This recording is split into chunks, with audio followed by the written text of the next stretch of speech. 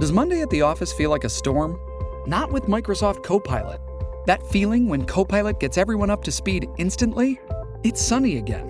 When Copilot simplifies complex data so your teams can act, that sun's shining on a beach. And when Copilot uncovers hidden insights, you're on that beach with your people, and you find buried treasure. That's Microsoft Copilot. Learn more at Microsoft.com/AI for all.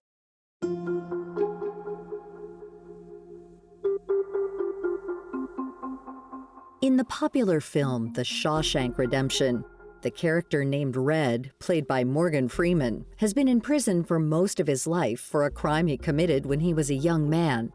For the last 40 years, Red shares how he's gone many times before a parole board to seek his freedom and has failed.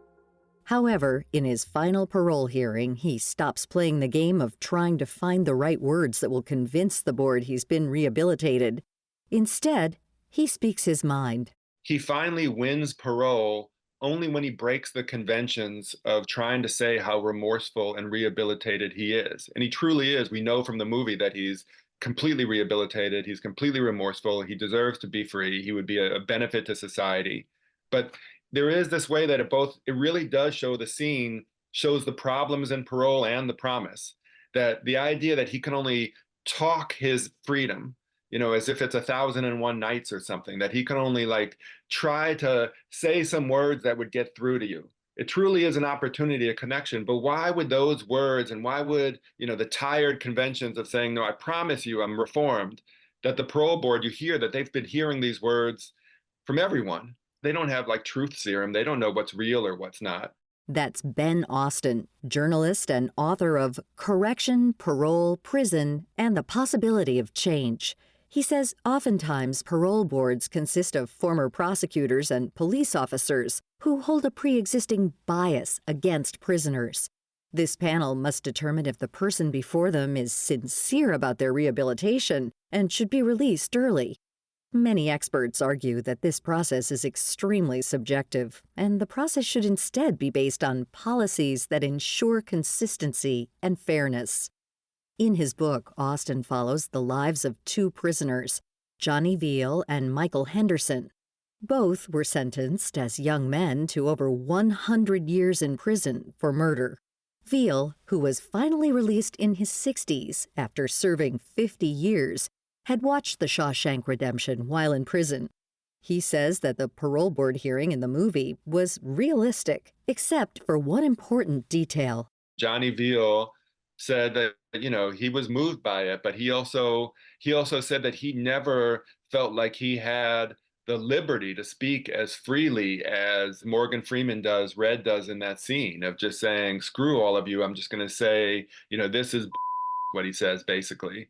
He said that he never felt like he could do that because his fate, his life was in the balance. He had to sort of play the game and, work in every way to try to convince the board in some way that he was a safe bet, that he should be returned to the free world.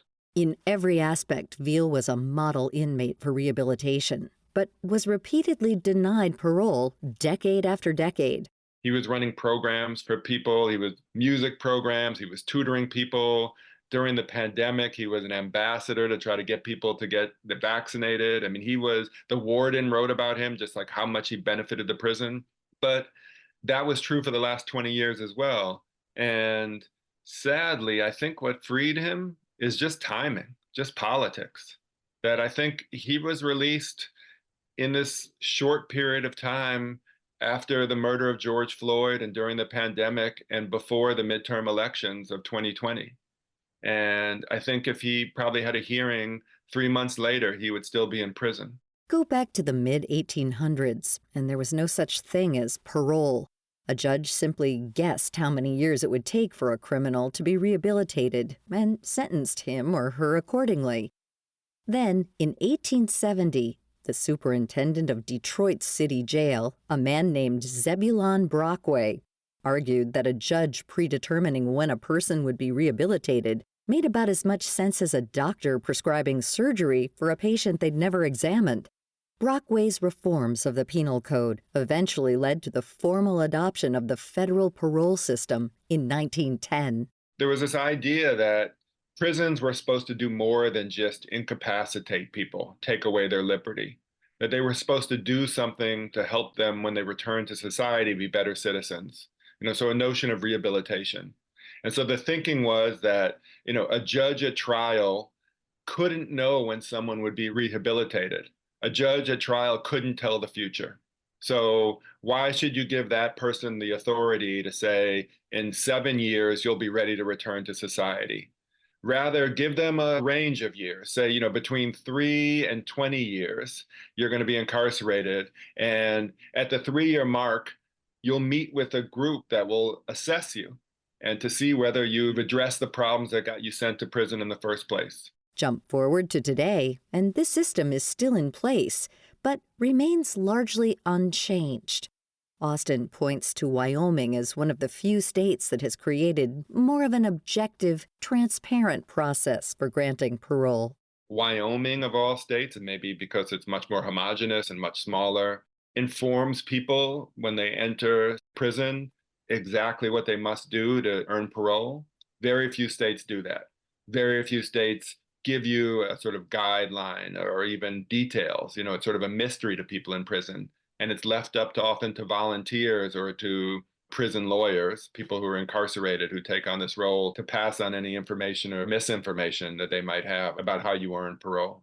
They end up becoming like Red inside the Shawshank Redemption. You're just trying to figure it out as you go along. Currently, there are 1.2 million Americans behind bars and close to 2.5 million on probation or parole, according to the Bureau of Justice Statistics. This number is unmatched by any other country in the world. In addition, 5-year data from the BJS showed that between 2012 and 2017, 7 out of 10 prisoners released across 34 states were rearrested within 5 years. These alarming rates reveal a larger failure of our current system's power to rehabilitate during incarceration.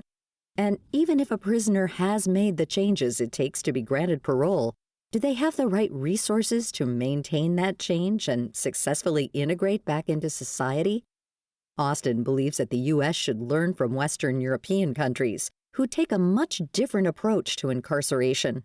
From day one, you're looking at ways to reintegrate people. Prisons are built on a system of normality, meaning they should be as much like the outside world as possible because you want people to return to the outside world and thrive there. So it doesn't make sense to them to deny them so much, which is just creates this terrible cycle that we have here of even people who do get out on parole, we deny them so much in terms of the necessities of life that we cycle them back through the prison system over and over again. To learn more about our guest, Ben Austin, and this topic, head to viewpointsradio.org. Also, check out his book, Correction, Parole, Prison, and the Possibility of Change, available now online and in select bookstores. For more behind the scenes and to follow our producers, search Viewpoints Radio on Instagram, X, and Facebook. This segment was written and produced by Polly Hansen. Our executive producer is Amira Zaveri. Our studio manager is Jason Dickey. I'm Marty Peterson.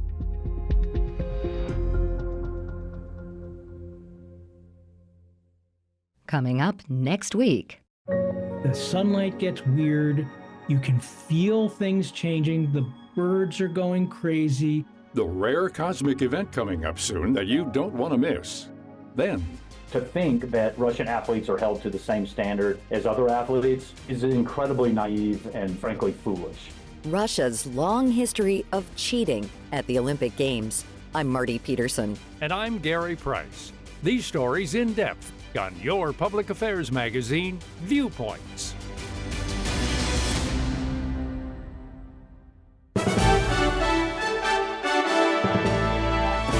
And that's Viewpoints for this week. Follow us on Twitter, Facebook, and Instagram to learn more about upcoming shows and find a library of past programs on Apple Podcasts, Google Play, and Spotify. Plus, you'll always find previous segments and more information about our guests at viewpointsradio.org. Join us again next week for another edition of Viewpoints.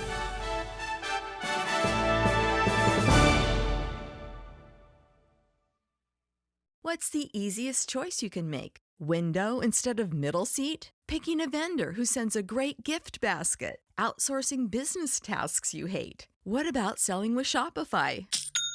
Whether you're selling a little or a lot, Shopify helps you do your thing, however you cha-ching. Shopify is the global commerce platform that helps you sell at every stage of your business. From the launch your online shop stage to the first real-life store stage, all the way to the did we just hit a million orders stage. Shopify's there to help you grow. Whether you're selling scented soap or offering outdoor outfits, Shopify helps you sell. Wherever and whatever you're selling, Shopify's got you covered. Sign up for a $1 per month trial period at shopify.com/try. Go to shopify.com/try now to grow your business, no matter what stage you're in. Shopify.com/try.